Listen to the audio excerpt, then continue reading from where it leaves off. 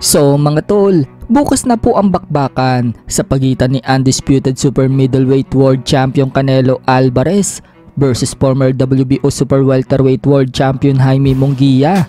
Gaganapin po ang laban niya sa T-Mobile Arena Las Vegas. Itataya ni Canelo Alvarez ang undisputed belts niya kay Munguia, habang susubukan naman talunin at agawin ni Munguia ang trono ni Canelo Alvarez. Sa kakatapos lang po ng weigh-in, tumimbang si Jaime Munguia ng 167.4 pounds, habang tumimbang naman si Canelo Alvarez ng 166.8 pounds. Dahil kapwa nila nakuha ang weight limit sa 168 pounds, tuloy na po ang bakbakan bukas. Wika ni Munguia, excited na daw siya bukas. Kumpiyansa nga din pong sinabi ni Munguia na siya na daw ang magiging kampiyon. Nagmumula daw ang energy niya sa pamilya niya, sa taong mga nakapaligid sa kanya, sa mga fans at team niya. Habang sinabi ni Canelo mga tol na maganda umano ang kondisyon niya.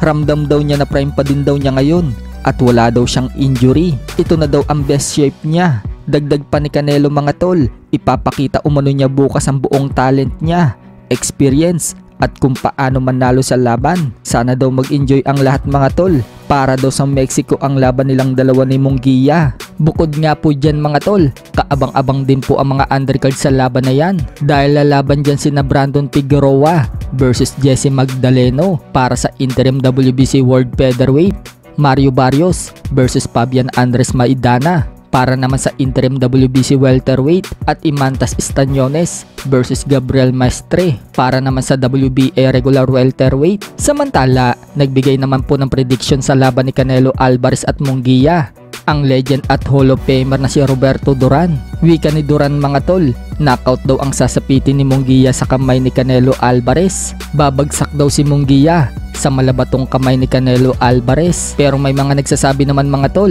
na mukhang malaki daw ang tsansa ni Munguia na maka-upset sa laban na yan. So tingnan natin mga tol kung kaya nga bang saktan ni Munguia si Canelo Alvarez. Wala pa nga pong boksingerong nagpapabagsak dito kay Canelo. Kapag nagawa yan ni Munguia, talagang masyasyak ang mundo ng boxing. Sa kabilang banda naman mga tol, Conor McGregor bumanat kay Ryan Garcia matapos kumalat ang balita na nagpositibo si Garcia sa Ostarin. Galit na galit nga po si McGregor mga tol sa nabalitaan niyang nandaya si Garcia sa labang kay Devin Haney. Dapat habang buhay daw na ban itong si Garcia. Ayaw nga daw ni McGregor na makita si Garcia ng harap-harapan. Nagpapaalala tuloy daw sa kanya si Sean O'Malley na kapwa niya MMA fighter.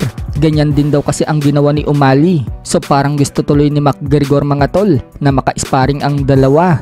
Sasakyan niya umano ang mga ito na parang ostrich. Kung siya daw ang tatay ni Devin Haney, patay daw sa kanya itong si Garcia.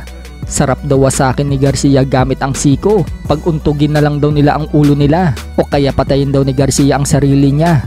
Lumaban daw dapat ng patas itong si Garcia kay Haney, hindi yung nandadaya daw siya. Sa ibang banda naman mga tol, matapos nga pong pagsuspetsahan ni Ryan Garcia si Devin Haney na siya ang may pakana kung bakit siya nagpositibo sa ipinagbabawal na gamot. Nasabi nga po ni Garcia mga tol noong nakaraan na ayaw niya na makipag-rematch kay Devin Haney. So parehas na nga po sila ni Devin Haney mga tol na ayaw na maglaban sa isa't isa. Sa latest report po kasi mga tol, sinabi ni Devin Haney na ayaw na din daw niya makipag-rematch dito kay Garcia. Matapos itong magpositibo sa ipinagbabawal na gamot, inilalagay lang umano ni Devin Haney ang buhay niya sa alanganin kay Garcia. Lumaban daw kasi siya sa isang mandaraya.